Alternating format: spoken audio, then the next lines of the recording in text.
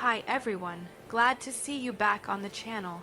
Today we're breaking down a story that is quietly shaking the foundations of Moscow's long-term plans. The UK is preparing a move that could dramatically change the balance of pressure on the Kremlin, and it's happening under a project name that already sounds ominous for Vladimir Putin. It's being called Project Nightfall, and while details are intentionally limited, the strategic intent behind it is becoming clearer by the day.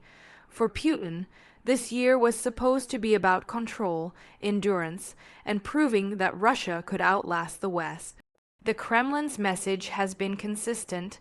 Sanctions have failed, Ukraine is exhausted, and Western unity is cracking. But behind that narrative, there's growing concern in Moscow that something different is coming from London. Project Nightfall is not being marketed as a single weapon, a single sanction, or a single military operation. Instead, it appears to be a coordinated strategy designed to hit Russia where it least expects it, across multiple domains, at a moment when the Kremlin believes it has stabilized the situation. The UK has a long history of operating in the shadows of international conflict.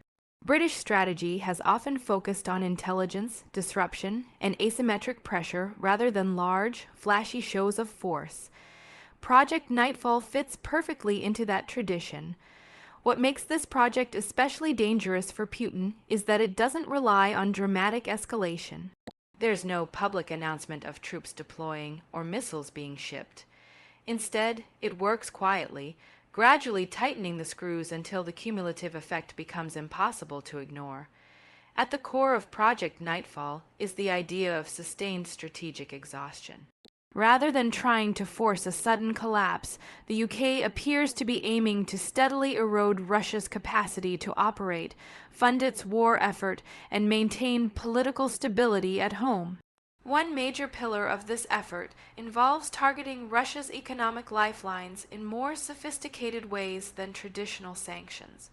The UK has been studying how Russian money moves through global financial networks, especially through offshore structures, shell companies, and informal channels that sanctions have struggled to touch. By mapping these networks in detail, British authorities aim to disrupt them quietly. Instead of announcing new sanctions lists that Russia can prepare for, Project Nightfall focuses on sudden enforcement actions, legal seizures, and coordinated financial pressure that hits without warning. This creates a climate of uncertainty among Russian elites. Oligarchs, state-connected businessmen, and even regional power brokers begin to wonder which assets are truly safe. That uncertainty alone can be destabilizing, especially in a system that relies heavily on loyalty bought through wealth. Another key element involves energy. Russia's economy remains deeply dependent on energy exports, even after years of sanctions. While Europe has reduced its dependence, Russia has shifted sales to alternative markets. Project Nightfall appears designed to complicate that pivot. Rather than blocking energy outright, the UK is working with partners to raise the hidden costs of transporting, insuring, financing, and maintaining Russian energy shipments. This includes tighter scrutiny of shipping fleets, insurance providers, and ports that service Russian oil and gas. The result is not an immediate shutdown, but a slow bleed. Every shipment becomes more expensive. Every delay eats into profit margins. Over time, this reduces the funds available for military operations and domestic subsidies that keep the Russian population relatively calm. Technology is another battlefield where Project Nightfall is making its mark. Russia's military, industrial complex depends heavily on imported components, even if the Kremlin publicly denies it. Microchips, precision tools, and specialized software remain critical vulnerabilities. The UK has been working to identify and shut down indirect supply routes that allow these technologies to reach Russia through third countries. This is painstaking work, but it's incredibly effective. When a single missing component delays an entire production line, the impact ripples outward. For Putin, this is particularly dangerous because it undermines one of his core claims. He has repeatedly told Russians that the country is technologically self-sufficient. Each quiet disruption exposes the gap between rhetoric and reality. Cyber operations are also believed to be part of Project Nightfall, though details are closely guarded. The UK has significant cyber capabilities, and the focus appears to be on disrupting logistics, communications, and administrative systems that support Russia's war effort. These operations don't make headlines. Instead, they cause delays, confusion, and inefficiencies that accumulate over time. A shipment that goes missing in paperwork, a system that suddenly needs manual intervention, a database that becomes unreliable.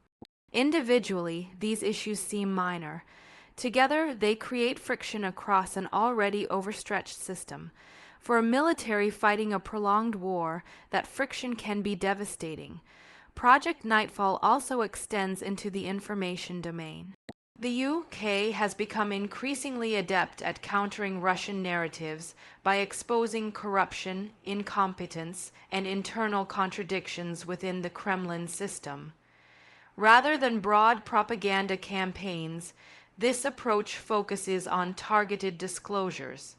Leaked documents, investigative reports, and legal cases that reveal how Russia's leadership benefits personally from the war, while ordinary citizens pay the price. These revelations are especially potent inside Russia and among Russian expatriate communities. They don't need to convince everyone. They only need to plant doubt and resentment among key segments of society. One of the most sensitive areas for Putin is elite cohesion. His power depends on keeping powerful figures aligned, or at least compliant. Project Nightfall appears designed to strain those relationships. When financial pressure increases, legal risks rise, and personal fortunes come under threat, loyalty becomes more fragile. Some elites may begin to hedge their bets, distancing themselves from the Kremlin's most aggressive policies. This doesn't lead to immediate rebellion, but it does reduce Putin's freedom of action. Every major decision must account for internal reactions, slowing response times and limiting options. Another critical component of Project Nightfall is its integration with allied efforts. While the UK plays a leading role, it is not acting alone. Coordination with European partners, the United States, and even non-traditional allies amplifies the impact. What makes the UK role unique is its ability to act as a bridge between different systems. British intelligence, legal frameworks, and financial institutions are deeply connected to global networks. This allows London to identify pressure points others might miss. For Russia, this creates a sense of being surrounded by invisible constraints. There's no single enemy to confront, no dramatic escalation to respond to. Instead, the space in which Russia can operate simply keeps shrinking.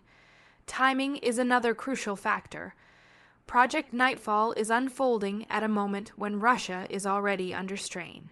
The war has consumed enormous resources, casualties have mounted, economic growth is fragile and heavily dependent on state spending.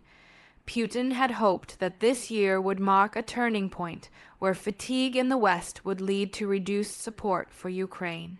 Instead, Project Nightfall suggests that at least one major Western power is preparing for long-term pressure, not disengagement. This miscalculation is costly. Strategic planning depends on accurate assessments of opponents' intentions. If Putin believed the UK was stepping back, Nightfall proves the opposite. The psychological impact of this cannot be overstated. Uncertainty is one of the most powerful tools in geopolitics. When a leader cannot predict what comes next, every decision carries greater risk. For Putin, That uncertainty extends beyond foreign policy. Domestic stability becomes harder to manage when external pressures intensify without clear explanation.